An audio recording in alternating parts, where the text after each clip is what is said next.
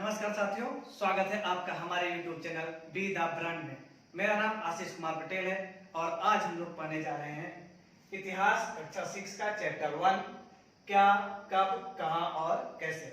हम लोगों ने पिछली कक्षा में इंट्रोडक्टरी क्लास में जाना है कि इतिहास क्या है, इतिहास की सामान्य परिभाषा हम क्या दे सकते हैं, इतिहास के पिता कौन थे और उनकी पहली कृति कौन थी। अगर आपसे पूछा जाए आज से पहले अर्थात कल क्या हुआ था तो आप क्या करेंगे? आप न्यूज़पेपर पढ़ सकते हैं, टेलीविजन देख सकते हैं और रेडियो सुन सकते हैं। अगर आपसे पूछा जाए आज से 100 साल पहले क्या हुआ था तो आप क्या कहेंगे? आप एक ऐसे व्यक्ति के पास जाएंगे जिसके पास स्मृति हो पिछले सालों की। अगर आपसे पूछा जाए आज से हजारों साल पहले क्या हुआ था तो आप क्या कहेंगे? आप विभिन्न प्रकार की किताबों को पढ़ेंगे, साक्ष्यों को ढूंढेंगे, आप फिर उससे आप जानकारी जो प्राप्त करेंगे वह बताएंगे। अब हम लोग अगर इतिहास विषय में जानते हैं तो हम क्या क्या जान सकते हैं? अपने आदिमानव के विषय में क्या क्या जान सकते हैं? हम जान सकते हैं वह क्या पहनते थे, ध्यान रखिए, वह क्या पहनते थे, पहनावा, उनका निवास स्थान, किनका? आदिमानव का। किसका? आदिमानव का, जो प्रारंभिक मानव हमारा था उसका निवास स्थान, और वह खाना क्या खाते थे इसके विषय में जानकारी प्राप्त कर सकते हैं। क्या चीज? खाना। और वह लोग अपने क्रियाकलापों को कैसे संपादित करते थे ऐसा जाना जा सकता है। अगर हम लोग यहाँ तक कि हम लोग यह भी जान सकते हैं कि उनके जो बच्चे थे, बालक थे, वह कौन सी कहानियां पढ़ते थे, क्या खाते थे और कैसी किताबें पढ़ते थे, इसकी भी जानकारी हम लोग प्राप्त कर सकते हैं। अब हम लोग जानेंगे हमारा जो प्रारंभिक मानव ने बसने की प्रक्रिया प्रारंभ की तो वह कहां से प्रारंभ किया और क्यों प्रारंभ किया। वह जो प्रारंभिक मानव था उसने सर्वप्रथम नदियों के किनारे बसना प्रारंभ किया। कहां पर? नदियों, पहाड़ों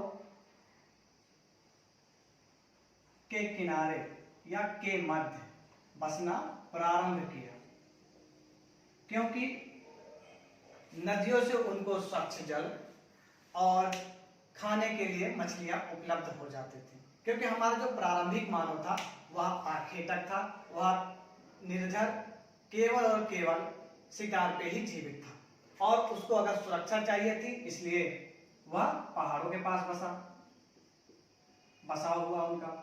अब धीरे धीरे मानव ने अपना विकास किया, फिर वह धीरे धीरे आखेटक से खाद्य संग्राहक बना, अर्थात खाना, भोजन इत्यादि को क्या करने लगा? संग्रह करने लगा। फिर धीरे धीरे इंसान जो हुआ डेवलप होता गया और वह पशुपालन करने लगा। उसी कड़ी में हम लोग जानेंगे प्रारंभिक मानव जो था हमारा वह सर्वप्रथम किन किन स्थानों पे बसा।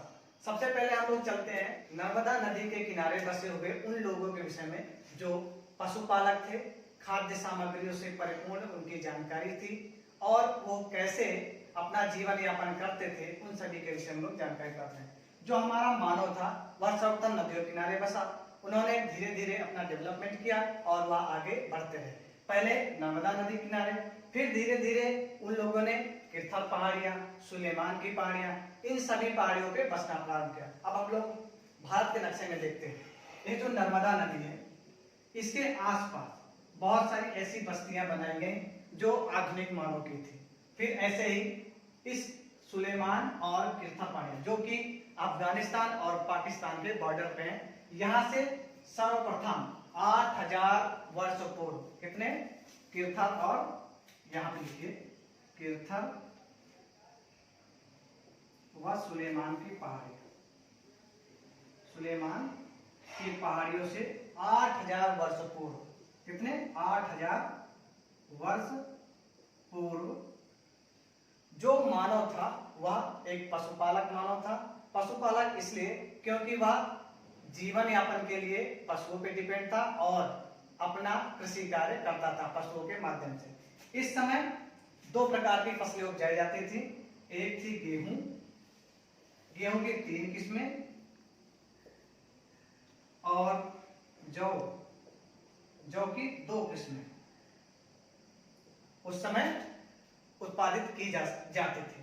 अब हम लोग बात करेंगे ब्रह्मपुत्र के समीप अर्थात यहाँ पे गारो पहाड़ियां, कौन सी गारो पहाड़ियां, और ये विंध्य की पहाड़ियां, विंध्य की पहाड़ियां, ये विंध्य की पहाड़ियां, यहां से देखिए आइए विंध्य की पहाड़ियां, विंध्य की पहाड़ियां, यहां से सर्वप्रथम चावल उत्पादन के साक्ष्य मिले हैं। इसके चावल उत्पादन या धान उत्पादन, चावल या धान उत्पादन के साक्ष्य प्राप्त हुए हैं। फिर इसी क्रम में करीब 4700 ईसा पूर्व में, कितने 4700 ईसा पूर्व, 4700 ईसा पूर्व सिंधु नदी के तट पर, कहा ये सिंधु नदी है, सिंधु नदी के तट पर हमारे आधुनिक जीवन की प्रारंभिक बस्तियां बसाई गई, अर्थात सिंधु घाटी सभ्यता का उद्भव हुआ। अब हम लोग जानते हैं इसी के साथ सहायक नदियां क्या है, क्या चीज, सिंधु नदी की, क्योंकि बहुत सारी सहायक नदियां हैं, उनके विषय में जानकारी हम लोग प्राप्त करते हैं। जो पहली सहायक नदी है झेलम, क्या चीज, झेलम, फिर चिनाब, रावी, व्यास और सतलज। अब आप लोगों के मन में विचार उठ रहा होगा सहायक नदियां होती क्या है। सहायक नदियां उन्हें कहते हैं, सहायक नदियां यहां पर देख लीजिए, सहायक नदियां, सहायक नदियां उन्हें कहते हैं जो छोटी छोटी नदियां सहायक नदियां कहलाती हैं, जो आपस में मिलकर एक बड़ी नदी का क्या करते हैं, निर्माण करते हैं, वही क्या कहलाते हैं, सहायक नदियां। हम लोग थे 4700 ईसा पूर्व प्रारंभिक मानव और उनकी बस्तियों के पास। इसी समय मानव ने अपना विकास प्रारंभ किया, पशुपालक तो था ही, अब क्या हो गया, भोजन उत्पादक हो गया। अब धीरे धीरे बात आगे बढ़ती है, आता है 2500 ईसा पूर्व, कितना 2500 ईसा पूर्व। इस समय मानव गंगा के घाट पर, कहा गंगा के किनारे, यहाँ ये गंगा है, गंगा के किनारे अपना स्थान बनाया और गंगा सोन नदी के किनारे भारत का सबसे शक्तिशाली साम्राज्य जिसका नाम है मगध, इसकी स्थापना इसी टाइम पर सोन और चंबल नदी के किनारे हुई।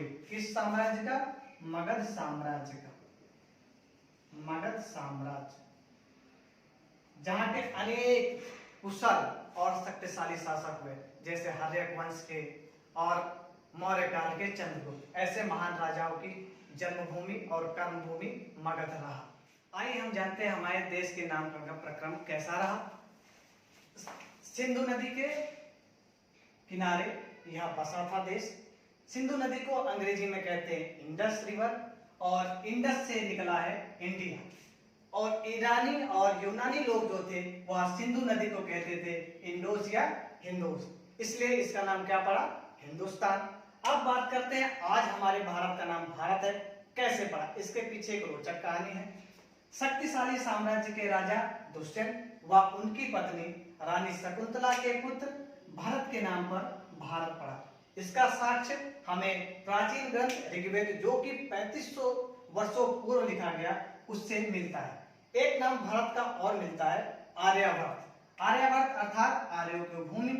आर्य को हिंदी में कहते हैं श्रेष्ठ। आर्य का अर्थ क्या होता है हिंदी में, श्रेष्ठ।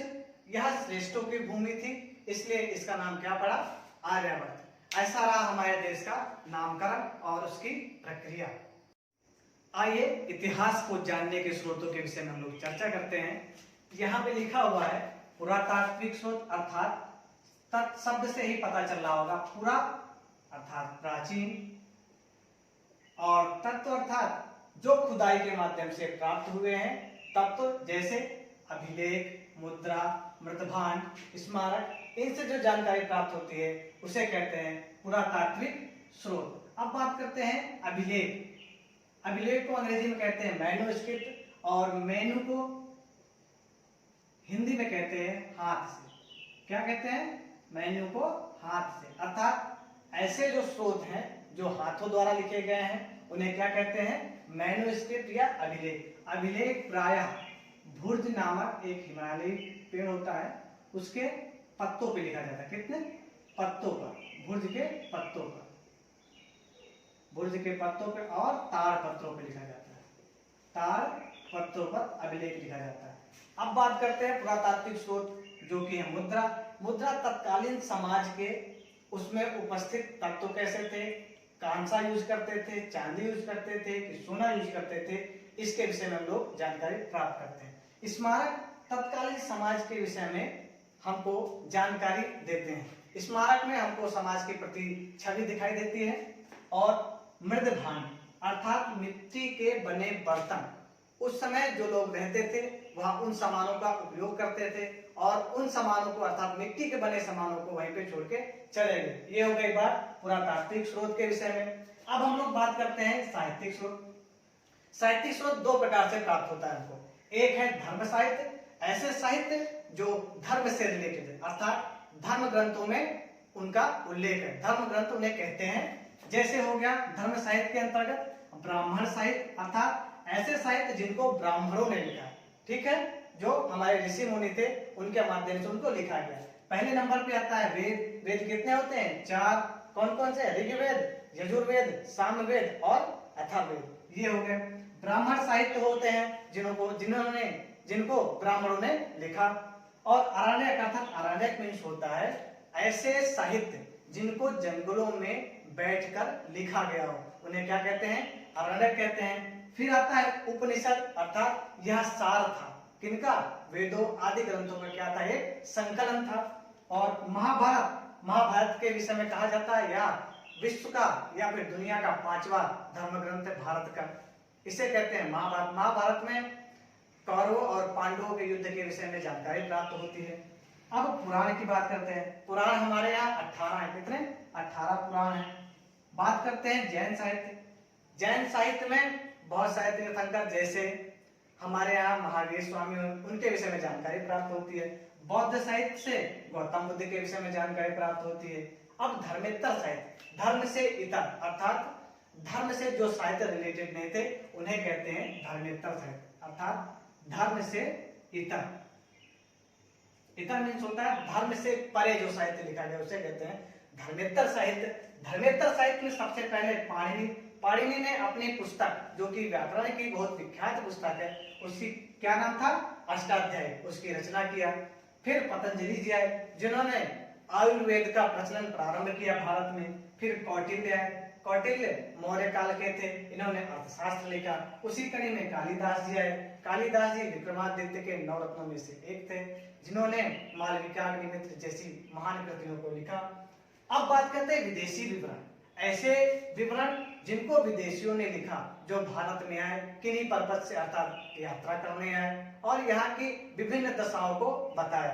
सबसे पहले हम बात करेंगे मेगास्थनीज की। मेगास्थनीज मौर्य काल में आया। इसकी प्रसिद्ध कृति का नाम क्या है? इंडिका है।